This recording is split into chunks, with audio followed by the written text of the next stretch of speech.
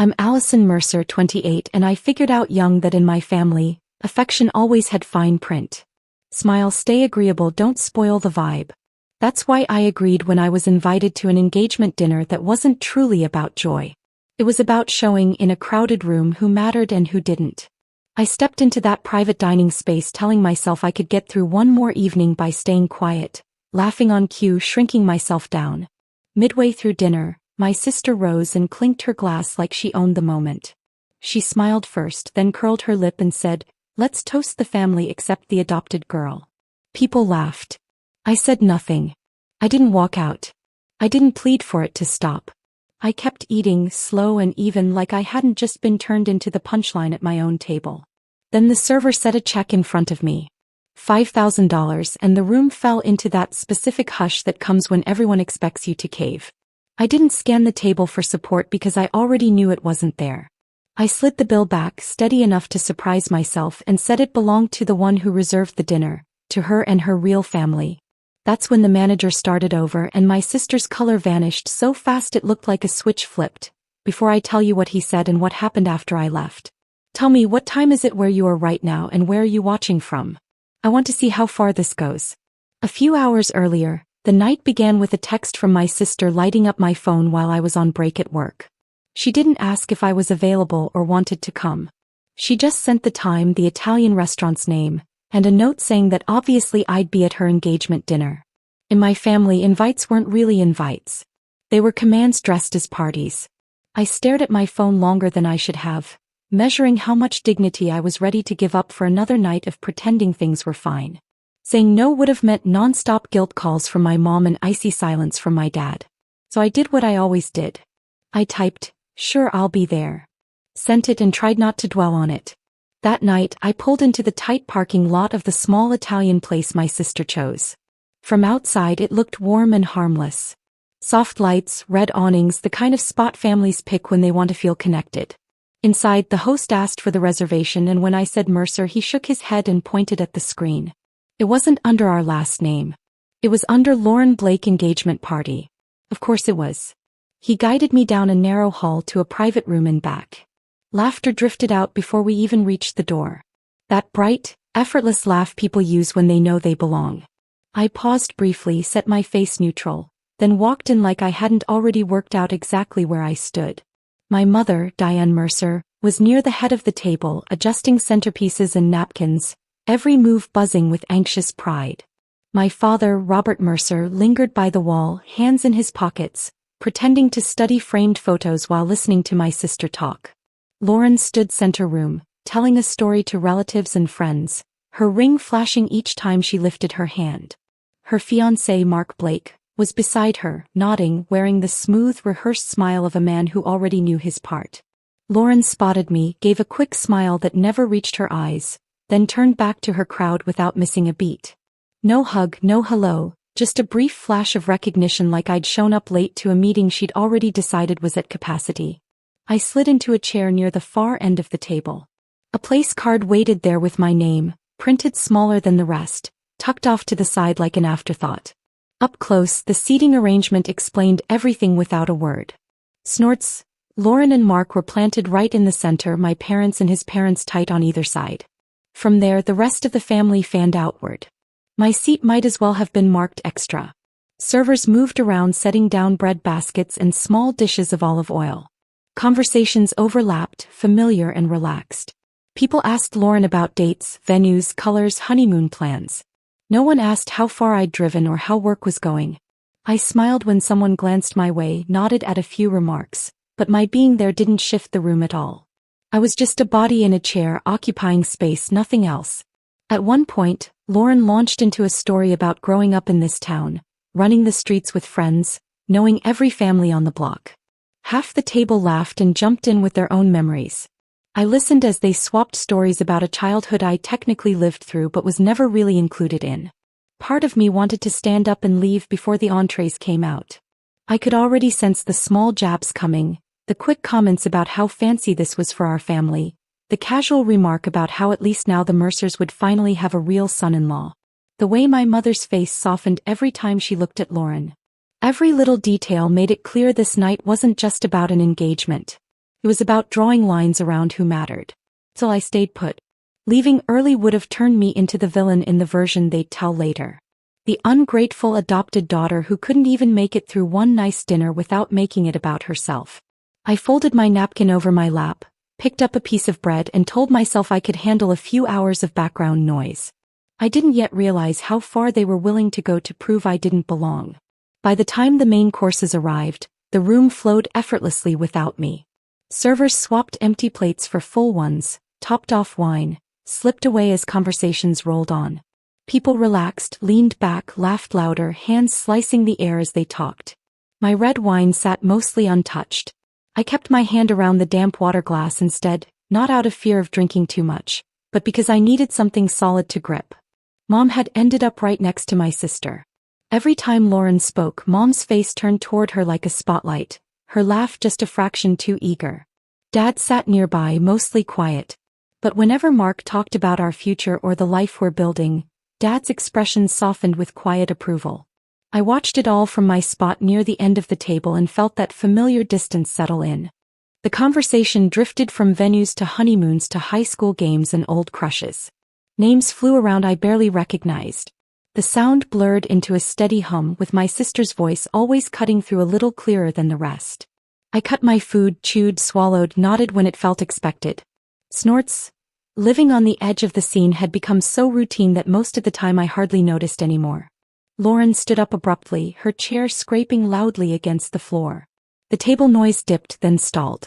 She lifted her wine glass and tapped it with her fork, 3 light rings that snapped everyone's attention straight to her. Even the closest server froze for a beat, tray still balanced in their hands. My sister smiled, shoulders back, eyes a little glassy from the wine and the attention. She drew a measured breath like she was stepping into a spotlight. "I just want to say something really quick," she said. Her voice carried without effort. "Tonight is pretty much everything I always imagined. My fiancé, my parents, my family all together." A few people murmured along. She raised her glass slightly. "You grow up picturing this table," she continued, "filled with people who share your past. Your name, your blood." He let that last word hang. The ones who were there from the start. Blood. Beginning. The signals of who mattered. A couple of relatives shifted. Someone's eyes darted toward me, then away fast like they'd glanced someplace off limits. Lauren's smile tightened. "And I'm just really grateful," she said, "that I can look around and see the real Mercer family here with me tonight." That single word, real, hit harder than anything else. A thin ripple of polite laughter followed, the kind people use when they sense cruelty underneath but don't want to call it out. Mom's fingers clenched her napkin before she forced her face back into brightness. Mark watched my sister with a small, admiring grin that said his choice had been made long ago. I stayed perfectly still. My hands remained folded in my lap. My heart hammered, but my expression didn't shift. Over the years, I'd learned how to shrink without actually leaving the room. Lauren finally looked straight at me. There was no apology there. She looked entertained, like there was a shared joke and I was refusing to laugh. "Of course," she added casually. "Every family has additions." She rolled the word slowly. "People who come later, they're here. They're in the pictures. They're technically included. It just feels different, you know." Her gaze stayed locked on mine. No one asked her to explain. No one told her to stop. Someone, Snorts, farther down the table, let out a short laugh that faded too fast. Another relative fussed with their silverware, intensely focused on not listening. The room didn't push back. It simply took it in and kept her elevated. Heat climbed up my neck. I fixed my eyes on the candle at the center of the table until it went soft. Part of me wanted to shove my chair back and walk out of the private room. Another part, trained for years not to spoil special moments, held my legs still. Lauren lifted her glass higher. "So," she said, like she'd just wrapped up something harmless. "Here's to us. To the ones who actually make this a family." Crystal chimed as glasses clinked up and down the table. People drank. A few glanced my way, then quickly looked elsewhere. I didn't move. I didn't lift my glass. I stayed seated and let her words wash over me, feeling the force but refusing to show it. When the last plates were cleared, the night slid from loud celebration into a low, buzzing calm. Servers circulated with coffee and dessert menus. People leaned back, talked about early mornings and packed weeks, promised to be good tomorrow. It felt like the stretch of the evening where nothing major was meant to happen anymore. My sister remained near the center, her hand resting lightly on Mark's arm. Lauren looked entirely in charge, laughing easily, tossing out comments everyone seemed eager to catch. Now and then, her eyes drifted down the table toward me, never quite settling, like she was confirming I was still exactly where she wanted me to be. Talk at the far end drifted into job chatter and promotion rumors. People swapped stories about commutes and managers, then softened them with jokes. If you only listened to the words, you'd think everyone at that table carried their whole world alone. I knew how often that weight got passed to whoever stayed quiet the longest. A familiar server stepped up beside me, a slim black folder in hand. "Whenever you are ready," he said, placing it squarely in front of my plate. The room's noise thinned, like someone had turned the dial down. He didn't look around for direction. The folder landed in front of me with the certainty of a decision already made. Across from me, Mark leaned back with one arm over his chair, watching. Lauren's attention sharpened. No one else moved. I kept my hands on the table, fingers resting at the edge of the cloth. The folder sat between my water glass and untouched wine like a small dark line. A relative at the far end started to mention a game on TV, then let the sentence fade halfway out. Eyes drifted toward the check and stayed there. I opened it. The total sat heavy at the bottom, printed cleanly above the automatic gratuity. It covered the private room, the starters, the entrees, the desserts, the champagne at the beginning, the wine that kept coming whenever my sister lifted her hand. $5,000. My chest tightened once, then settled. There was a time that number would have sent me scrambling for my wallet. I would have rushed to offer my card just to prove I was easy, useful, grateful to be included at all. I would have told myself that covering it was what family did, and that maybe paying would buy me a real seat at the table. That version of me was gone. From the center, Lauren tipped her head, eyes fixed on me. "You can handle it," she said, light and casual, the tone people use when a favor isn't really a choice. "You have the good job now." She didn't say the rest out loud. "You owe us. You should be thankful you're here." A small ripple moved around the table. A few tight smiles. No one pushed back. My mother twisted her napkin in her fingers. My father stared at a spot on the far wall, jaw set, doing nothing, saying nothing. The message stayed the same as always. This was meant to be mine to absorb.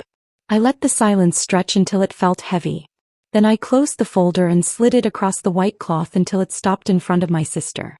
The leather made a soft scrape that sounded louder than all the earlier laughter. "You booked the dinner," I said, my voice even. "You and your real family can take care of it."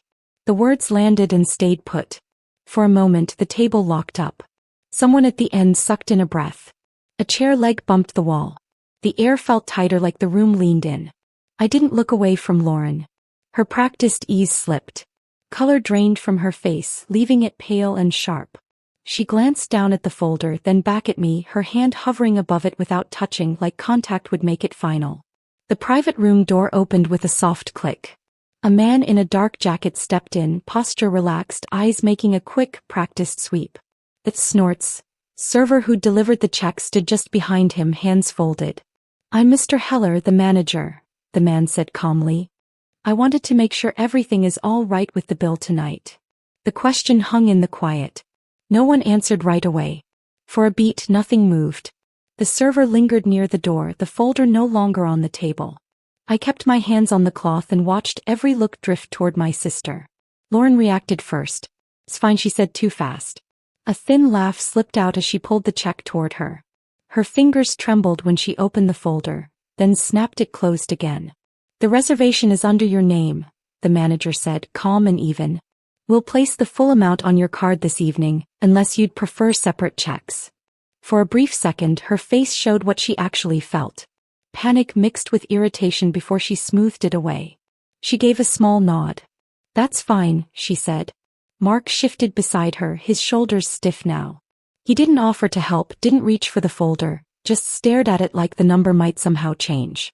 My mother picked up her napkin, twisted it, then set it down again. My father stared past the table toward the far wall, jaw locked. "Thank you," the manager said. "We appreciate you choosing us tonight." He stepped away and the door clicked shut. The noise in the room thinned. Someone made a weak comment about dessert. Another guest glanced at the time and mentioned an early morning. Jackets were adjusted, bags gathered. No one brought up the bill. No one looked toward the end of the table where I sat. When the receipt returned, the server placed it in front of Lauren. Snorts, she signed with short, tight strokes and dropped the pen. Her eyes flicked to me once, cold and sharp, like I'd pulled a stunt instead of refusing to be the target again. We filtered out of the private room in a crooked line. The main dining area was louder, brighter, filled with strangers enjoying simple dinners. My parents stayed close to Lauren and Mark, shoulders nearly touching. I followed a few steps behind, outside their small circle. Out front, cars idled along the curb. I heard my name once in my mother's voice, that clipped tone she used when she wanted me to come back and smooth things over. I kept walking. Gravel crunched under my shoes as I unlocked my car and slid inside. My phone started buzzing before I left the lot. I let it ring until it stopped. Another call came as I pulled onto the road. I ignored that one too.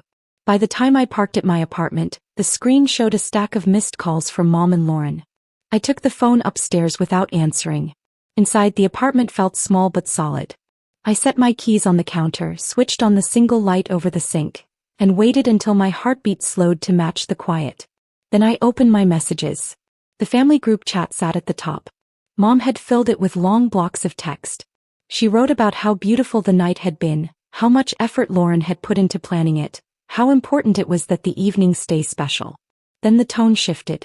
She said, I had embarrassed my sister in front of everyone, that refusing to help with the check was selfish and dramatic, that the staff had been uncomfortable and Mark's parents were shocked. She didn't mention the toast. She didn't mention the word adopted. More messages followed, telling me not to hold grudges, warning that I was damaging the relationship, reminding me that family comes first. Beneath every line sat the same expectation as always. Take the hit so Lauren doesn't have to. I closed the chat without replying. Below it, a separate thread from my sister waited. Her messages were shorter, sharper. She accused me of trying to make her look irresponsible, of using the bill to get back at her, of choosing the worst possible moment to prove a point. Near the end, she wrote that she had gone out of her way for me for years, that without her I wouldn't have been invited to half the things I'd acted ungrateful about. I stared at that line until the words blurred. The old reflex kicked in on its own. Explain, soften, apologize, promise I never meant to upset anyone. For years I'd done exactly that after every cut. Snorts. Standing alone in my kitchen, I let the reflex fade on its own. There was nothing left to repair for people who refused to acknowledge what they'd done. I locked my phone, set it face down on the counter and let the apartment stay silent. No replies from my mother. No replies from my sister. No more stepping in to balance a night they were determined to tip. That was the last time they reached me without permission. By the time the weather warmed, everything outside my family felt steady in a way I wasn't used to. Work shifted first. My days filled with spreadsheets, client calls, projects that actually moved somewhere. I stayed late because I chose to, not because anyone expected it. My manager started looping me into emails he once sent only to senior staff. I was still the quiet one in most rooms. But that quiet came from focus, not fear. At home, my life reduced to pieces I could manage. Mornings were coffee in the same chipped mug and a short walk before work. Evenings were frozen meals, sometimes real cooking, a show murmuring while I folded laundry. My phone stayed face down more often than not. The family group chat buzzed for a while, my mother's name lighting up the screen again and again, but the messages stopped feeling urgent. They became ignorable. I didn't answer Lauren. I didn't answer Mom. Their words piled up in my inbox and slid beneath work emails and receipts. The distance stretched week by week until it felt less like a gap and more like a line I controlled. One afternoon, I met a friend for coffee near my office. I took a small table by the window and watched the door until she came in. Moran dropped into the chair across from me with a tired smile and an oversized iced drink. We'd met years earlier answering phones for people furious about balances and fees. Snorts. She'd moved into a compliance role at a credit union. I'd gone deeper into operations. Somehow we'd held on to each other. How's your week? She asked, stirring until the ice clicked. Loud, I said. Not bad, just full. She nodded. Mine too. People get strange when money gets tight. She said it casually, but something in her voice caught me. Sati rarely brought specifics into our talks. If she mentioned work, it was usually vague. Had a wild call the other day, she added. Couple upset about a restaurant charge, engagement dinner, private room, Italian place on the edge of town. They wanted the credit union to wipe it because someone at the table was supposed to pay and didn't. The back of my neck prickled. She took a sip and continued. They kept saying how unfair it was, how the staff sprung it on them, how they were embarrassed in front of family. The charge was $5,000. One night they signed for it. They knew the reservation terms. Now they're trying to make the bank absorb it. The number sat between us like a weight. I didn't answer right away. Sadie watched my face, then set her cup down. I only noticed, she said quietly, because the names looked familiar on the account. Mercer Blake, same spelling as yours. A thin cold line slid through my chest. In my head I saw the black folder, the total at the bottom.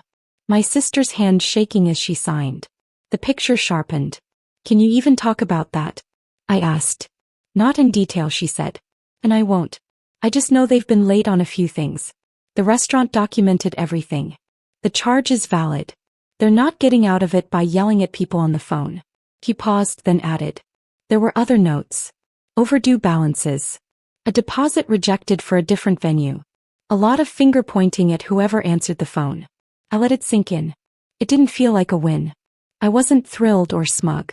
Mostly I felt worn out. Worn out and steady. Suddy leaned in slightly. If you want me to never bring up anything tied to their names again, say the word. I don't want this to become something that pulls you back in. It doesn't pull me anywhere, I said. It just explains a lot. She nodded. You don't owe them anything. I wrapped both hands around my mug, letting the warmth seep into my fingers. For years I'd bent myself into whatever shape kept things calm. I paid, stayed quiet, swallowed careless remarks, told myself it was easier than pushing back. Sitting across from Suddy in that tight cafe, I realized I didn't have to do that anymore. Their financial mess was theirs. Their fights with banks and managers and venues were theirs. Whatever version of events they wanted to spin could spin on its own. I didn't have to track it. For the first time, the space between my life and theirs didn't feel like loss. It felt like choice. As the weather cooled, the quiet around me felt less like a pause and more like the sound my life was meant to have. Work filled most of my days. I was leading projects instead of fading into the back of meetings. Coming home tired from effort, not from pretending. Evenings stayed simple. I cooked for myself, walked my block, watched shows I actually enjoyed. My phone sat on the counter instead of living in my hand. The distance between me and my family stopped feeling like an argument I had to rehearse and became a boundary I didn't cross. For the first time, my mood rose and fell with my own decisions, not with whatever was unfolding at someone else's table. My mother still called. Her name would light up the screen, linger, then disappear, and most days I let it go. One afternoon I answered. Her voice sounded thin and strained, like she'd been looping the same thoughts for weeks. She asked how I was, then slid straight into what she really wanted to say. Venue deposits behind, a place threatening to cancel their date, a notice from a collection agency about a balance she hoped would quietly go away. She used words like humiliating and unfair, said people were twisting things, that no one understood how much pressure Lauren was under. She never mentioned that night at the restaurant. She didn't say the word adopted once. For the first time I didn't rush to soothe her. I let the silence stretch until she ran out of complaints. Then she asked if I would call Lauren, help her see reason, maybe speak to someone on the financial side since I understood how those systems worked. She framed it as fixing things, like my distance was the real issue. I told her I hoped she found some peace and that I wouldn't be getting involved, not now, not ever. I said I needed space from her, from my father, from my sister, and that this time it was permanent. She reached for the old lines about family disagreements and moving past them. I told her this wasn't a fight. It was a pattern and I'd finally stepped out of it. We ended the call without yelling. When I set the phone down, I waited for the familiar rush of guilt and second-guessing. It never came. What I felt instead was something plain and solid, like a floor under my feet I'd finally chosen to stand on. A few days later, an email from Lauren landed in my inbox. The subject line used my name like an exclamation. Inside, she wrote about stress and pressure and how hard she tried to make everything perfect. She said people were judging her without knowing the whole story. Near the end, there was a single line about how family should stand by each other when things get difficult. There was no apology, no acknowledgement that anything had crossed a line with me. I read it once and left it unanswered. Not long after, I started therapy. In a quiet office with no memories tied to my family, I finally said certain truths out loud.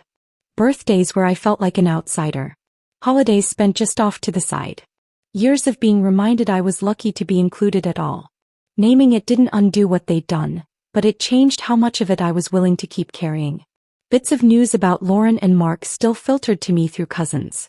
The big wedding shrank into something smaller, and vendors began asking for full payment up front. Money became a tense subject at gatherings, the kind that stiffens shoulders even as people smile for pictures. None of it shocked me. People who spend their lives pushing consequences onto someone else are always stunned the first time no one steps in. I didn't take pleasure in their stress and I didn't intervene. Their bills and calls with banks stayed their problem. For once, the fallout stayed with the people who caused it. As my life continued without them, I was no longer the built-in backup or the quiet extra. My money went toward my rent and my savings. My time went to people who didn't need me to disappear to be comfortable. My peace no longer depended on a seat at a table that was never really mine. If there's anything to take from this, it's that loyalty without respect will drain you until you forget you have a choice. Sharing a last name doesn't give anyone permission to treat you as less or pass the cost of their decisions onto you and call it love. I didn't get a dramatic ending where everyone admitted fault. I got a life that belongs to me, shaped by my work, my decisions, and my boundaries. And that has been enough. Thank you for hearing my story. If it made you rethink your own boundaries or what family means to you, you can share that or simply hold on to it the next time someone expects you to pay for their comfort.